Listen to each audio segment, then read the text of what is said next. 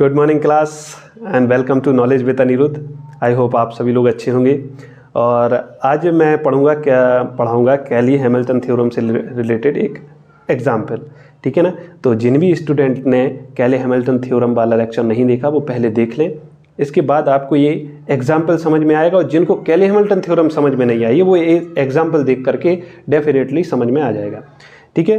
तो ये एक मैट्रिक्स है, मैट्रिक्स क्या है, ए, ठीक है ना। एक 3 ऑर्डर का स्क्वायर मैट्रिक्स है, ठीक है ना, एक 3 ऑर्डर का स्क्वायर मैट्रिक्स है। तो उन्होंने बोला कि इसका सबसे पहले अभिलाक्षणिक समीकरण ज्ञात करो। तो ये अभिलाक्षणिक समीकरण पर मैंने कैली हैमिल्टन थ्योरम में बहुत ही अच्छे से डीपली बताया है कि अभिलाक्षणिक समीकरण कोई मैट्रिक्स है कैसे फाइंड करते हैं, ठीक है ना। और उसके बाद क्या बोल रहा है, कैली हैमिल्टन प्रमेय को सत्यापित करो, ठीक है ना। तो find the characteristic equation for the matrix A, matrix A का कैरेक्टरिस्टिक इक्वेशन फाइंड करना है and verify the Cayley Hamilton theorem, and Cayley Hamilton theorem को वेरीफाई करना है and find the A inverse using the method. और Cayley Hamilton theorem का use करते हुए ए इनवर्स फाइंड करना है। ये सब कुछ एक ही जगह समझ में आ जाएगा। चलिए, अब ये माइनस लैम्डा आई कैसे लिखा आप इससे पहले लेक्चर देखेंगे, समझ में आ जाएगा, ठीक है। डायरेक्ट मैंने लिख दिया कि ये मैट्रिक्स है और इसको ए माइनस लैम्डा आई, 2 माइनस लैम्डा, 3 माइनस लैम्डा ए लिख दिया, ठीक है। और इस डिटर्मिनेंट को सॉल्व किया तो वो 12th वाली चीज़ें हैं, छोटी छोटी, अब बार बार नहीं बताऊंगा। तो आपने फर्स्ट टर्म उठाया ए माइनस लैम्डा, तो क्या हुआ 2 माइनस लैम्डा 3 माइनस लैम्डा का मल्टीप्लाई माइनस 0, एंड ये तो 0 है तो 0 वाला जो बीच का जो टर्म्स है वो तो पूरा 0 हो गया, एंड लास्ट टर्म है तो प्लस का 2 लिया, एंड क्या हुआ -2, ये 0 माइनस 2 इंटू 2 लैम्डा ये मिला हमको इज इक्वल टू 0। इसको सॉल्व किया तो क्या होगा 2 into 3 6, and -2 lambda -3 lambda and plus lambda square, ये आपको मिल गया। एंड यहाँ पर हुआ ये आ गया -4 प्लस 2 लैम्डा, ठीक है ना। इसको सॉल्व किया तो ये आएगा आपको 6, 2 lambda 3 lambda -5 lambda and lambda square, ठीक है ना। क्लियर यहाँ तक। और अब लैम्डा का हुआ तो क्या आया -6 lambda -5 lambda square minus lambda Q, ठीक है ना, लैम्डा का इंटू हुआ, एंड ये हो गया 4 लैम्डा -8 इज इक्वल टू 0। अब इस पूरी इक्वेशन को सॉल्व किया तो आपको मिला minus lambda cube plus lambda square -7 lambda and -2 is equal to 0, ठीक है। अब इसमें आपने माइनस का मल्टीप्लाई कर दिया या माइनस कॉमन ले लिया तो क्या मिला lambda cube -6 lambda square plus 7 lambda plus 2 is equal to 0। ये जो इक्वेशन मिली यही है हमारी अभिलाक्षणिक समीकरण या कैरेक्टरिस्टिक इक्वेशन। ये सब करने के बाद जो ये मिलता है फाइनली, इसी को बोलते कैरेक्टरिस्टिक इक्वेशन। और कैली हैमिल्टन थ्योरम क्या बोलती कि ये जो कैरेक्टरिस्टिक इक्वेशन है या अभिलाक्षणिक समीकरण है, इसमें इस मैट्रिक्स को पुट करने पर, लैम्डा की जगह इस मैट्रिक्स ए को पुट करने पर भी हमको 0 मिलेगा। यदि 0 नहीं मिल रहा तो हमारी कैली हैमिल्टन थ्योरम वेरीफाई नहीं हुई है। यदि हमको इस मैट्रिक्स को पुट करने पर इस लैम्डा की जगह हमको 0 मिल जाता है, it means Cayley Hamilton theorem हमारी वेरीफाई हो गई, ठीक है ना। ये बहुत छोटी सी बात है बस, लेकिन समझाने के लिए कर रहा हूँ। तो उपर्युक्त समीकरण में, उपर्युक्त जो ये हमारा समीकरण है, ठीक है ना, इससे पहले जो बना है उपर्युक्त समीकरण आव्यूह ए का अभिलाक्षणिक समीकरण है, ठीक है ना। English medium, the above equation is the characteristic equation of matrix A. Clear है। जो हमारी इक्वेशन आई है वो क्या है, कैरेक्टरिस्टिक इक्वेशन है मैट्रिक्स ए की। अब हमें कैली हैमिल्टन प्रमेय सत्यापित करना है, अर्थात हमें सिद्ध करना है। Now we have to verify Cayley Hamilton theorem, that is we have to prove that. क्या प्रूव करना है, अभी कैरेक्टरिस्टिक इक्वेशन आई थी, ठीक है। अब उस कैरेक्टरिस्टिक इक्वेशन में मैंने क्या किया, ए को पुट कर दिया। ए क्या है, मैट्रिक्स है, ठीक है ना, जो मैट्रिक्स आपको क्वेश्चन में दिया है। अब यहाँ पर आपने पुट कर दिया ये, ठीक है ना। और ये क्या बोलते हैं कैली हैमिल्टन थ्योरम कि ए को पुट करने पर हमको 0 मिलेगा। देखते हैं 0 मिलता है कि नहीं। 0 मिल गया मतलब कैली हैमिल्टन थ्योरम वेरीफाई कर दिया। अब सिंस चूँकि ए क्या है हमारे पास मैट्रिक्स दिया है, ए में क्या एलिमेंट है 1 0 2 0 2 1 2 0 3, ये हमको मैट्रिक्स दिया है पहले से। और आई क्या है, आई हम जानते हैं कि अकॉर्डिंग टू मैट्रिक्स ये कितनी 3 ऑर्डर का मैट्रिक्स है, तो हमारा आई आइडेंटिटी मैट्रिक्स भी होगा 3 ऑर्डर का। तो क्या होता है 1 0 0 0 1 0 0 0 1, ये हम जानते हैं आइडेंटिटी मैट्रिक्स क्या होता है। ठीक है, अब ए स्क्वायर फाइंड कर लेते हैं। क्यों? क्योंकि रिक्वायरमेंट यहाँ पर ए स्क्वायर की है।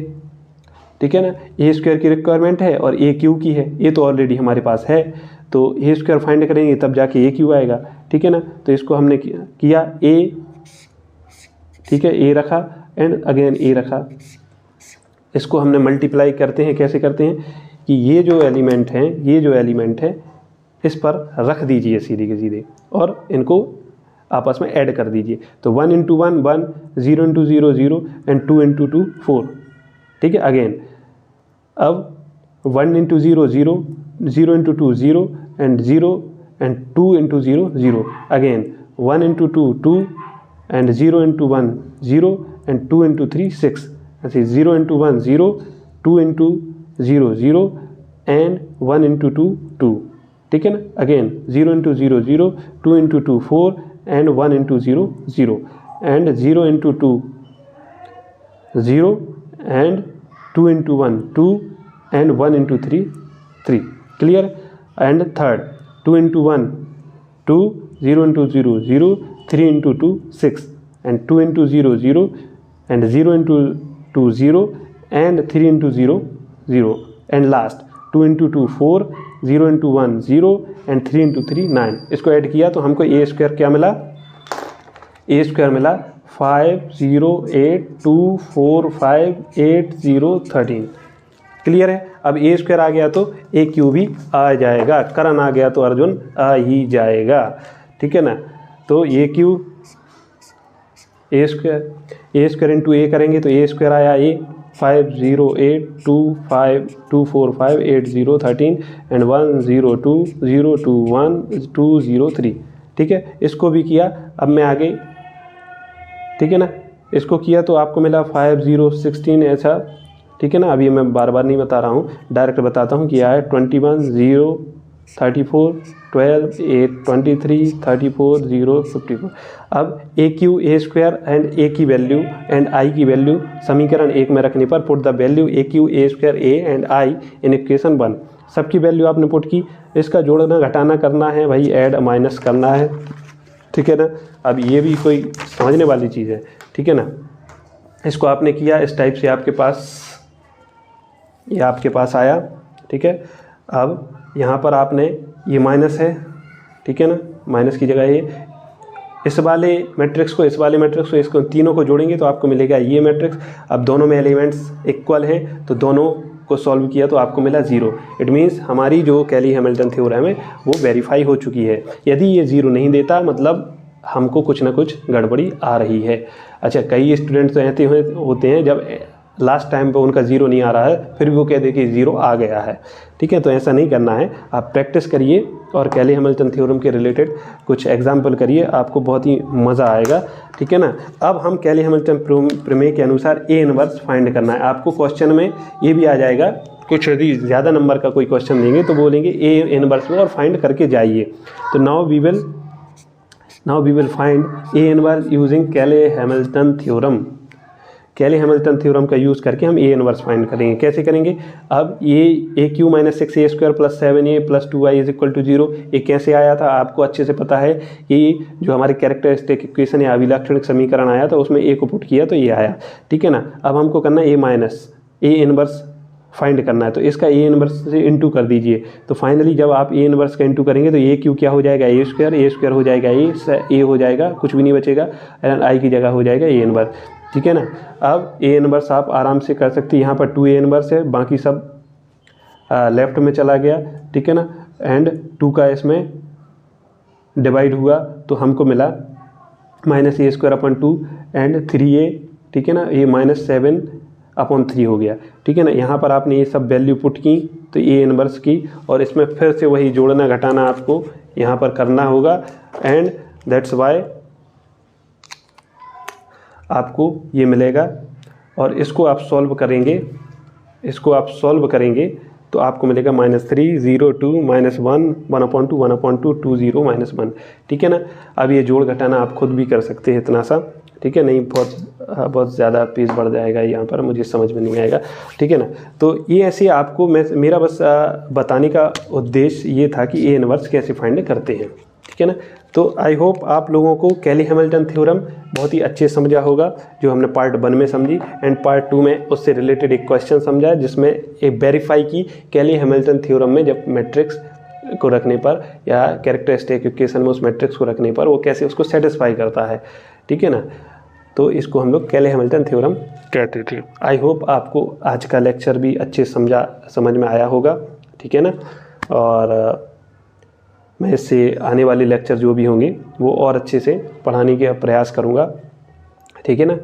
तो आज के लिए इतना ही। Thank you class.